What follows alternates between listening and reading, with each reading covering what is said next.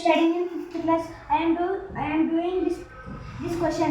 The number which when added to itself 10 times given to 64, the number is ఒక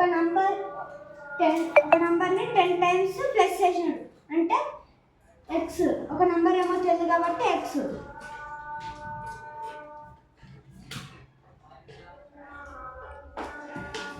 అది it self 10 times అన్నాడు కాబట్టి plus 10x equals to resulting numbers 264. ఇక్కడ 1x ఉంటుంది కదా, 1x plus 10x equals to 11x. Alphabet number మధ్యలో into ఉంది, into యూతల వల్ల డివిజన్ అవుతుంది.